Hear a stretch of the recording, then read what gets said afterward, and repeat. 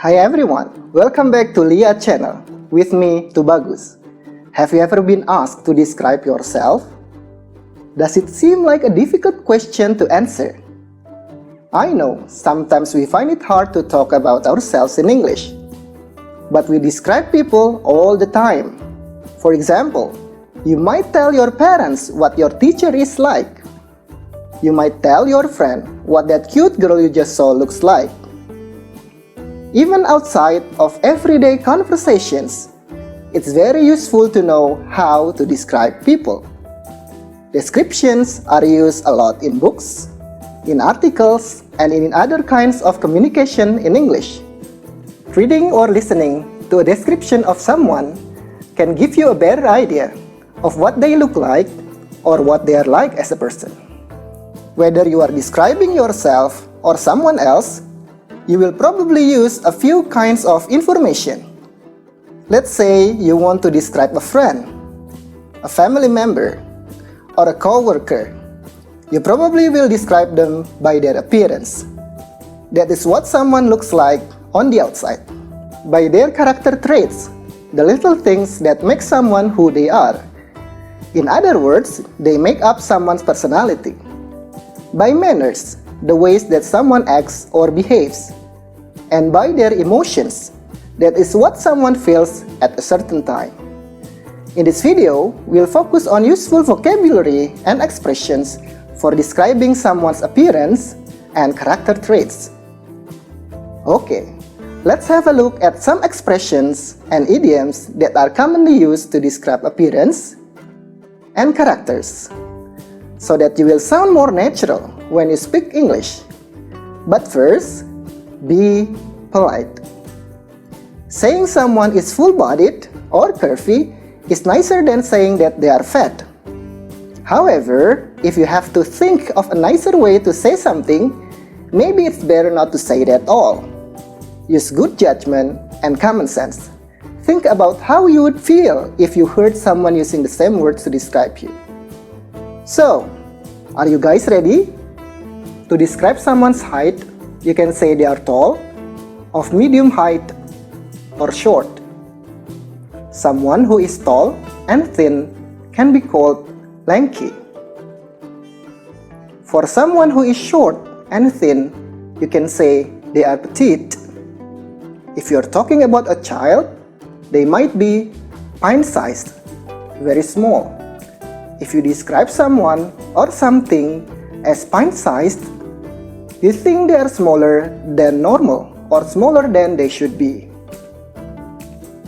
Someone who weighs more than average can be curvy, well-built, full-bodied, or heavy.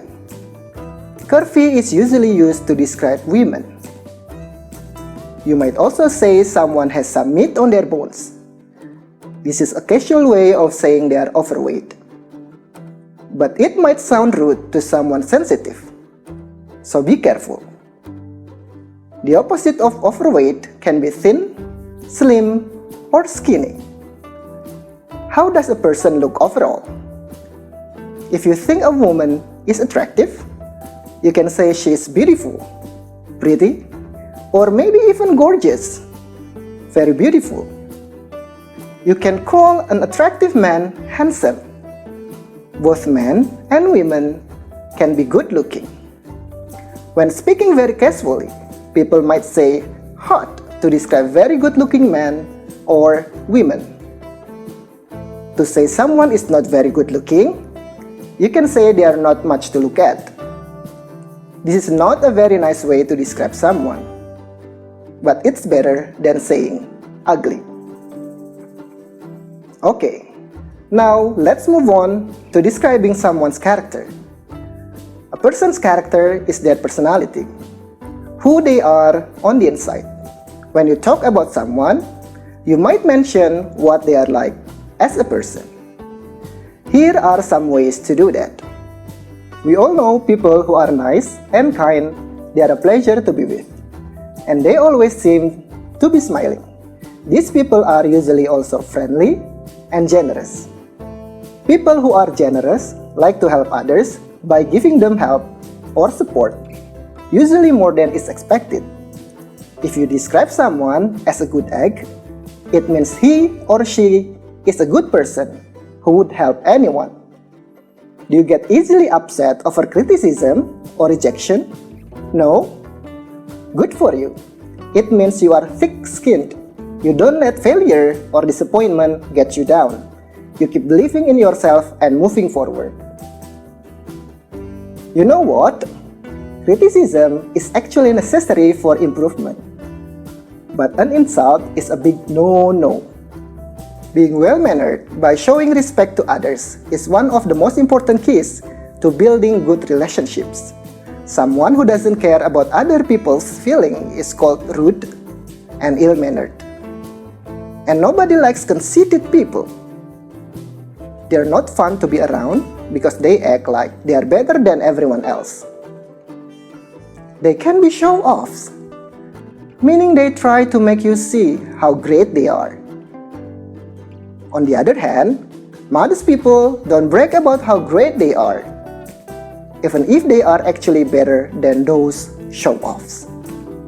If you enjoy or are particularly good at interacting with others, most probably you are a people person or even a social butterfly who enjoys mingling with other people at social events.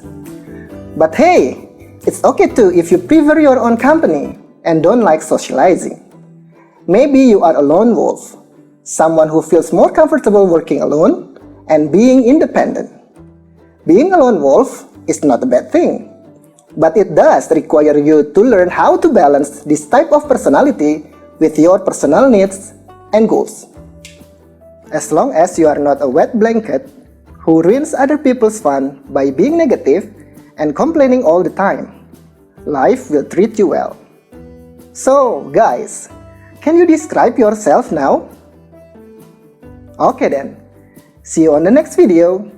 Remember, always be good and don't be a tearaway.